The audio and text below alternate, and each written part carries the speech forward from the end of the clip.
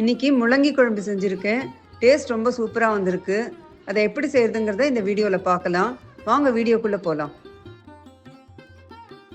முள்ளங்கி குழம்பு செய்கிறதுக்கு 2 பெரிய சைஸ் முள்ளங்கி, மீடியம் சைஸ் வெங்காயம் 2, மீடியம் சைஸ் தக்காளி 3 இதெல்லாம் எடுத்துட்டுருக்கேன். தாளிக்கிறதுக்கு 1 டீஸ்பூன் கடுகு, 1/4 டீஸ்பூன் வெந்தயம், 2 பச்சை மிளகா, 10 கருவேப்பிலை இதெல்லாம் எடுத்துட்டுருக்கேன்.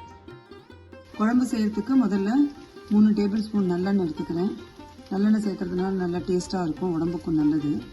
நார்மலாக நம்ம செய்கிற சமையல் எண்ணெயில் கூட செஞ்சுக்கலாம். எண்ணெய் சூடேறினதும் முதல்ல கடுகு சேர்க்குறேன். இதில்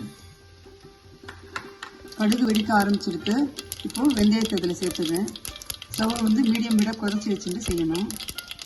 வெந்தயம் கொஞ்சம் கலர் மாறினப்புறம் பச்சை மிளகாயை அதில் சேர்க்குறேன்.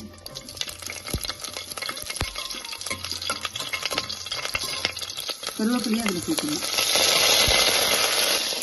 கட் பண்ணி வச்ச வெங்காயத்தையும் அதில் சேர்க்கணும்.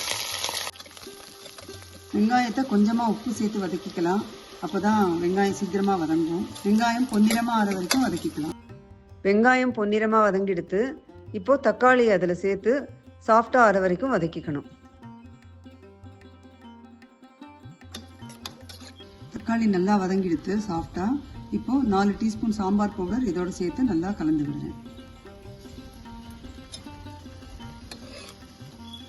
இந்த மாதிரி சாம்பார் பவுடரை எண்ணெயில் வதக்கிட்டு நம்ம காரக்குழம்பு செய்யும்போது நல்லா வாசனையாக இருக்கும். சாம்பார் பவுடரை சேர்த்து ஒரு 4-5 தடவை திருப்பி விட்டப்புறம் கொஞ்சம் தண்ணி சேர்த்துக்கலாம். அதில் தண்ணி சேர்த்தப்புறம் கொதிக்க ஆரம்பிச்சிருக்கு. இப்போது முள்ளங்கியை இதில் சேர்த்து வேக வச்சுக்கலாம்.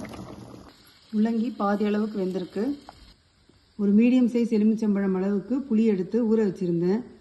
அது ஒரு 10 நிமிஷம் ஊறினப்புறம் அதுலேருந்து புளி தண்ணி எடுத்து வச்சுருக்கேன். இப்போது கரைச்சி வச்சுருக்கிற புளி தண்ணியை இதில் சேர்த்து கொதிக்க விடலாம். இது 7-8 நிமிஷம் நல்லா கொதிக்கணும்.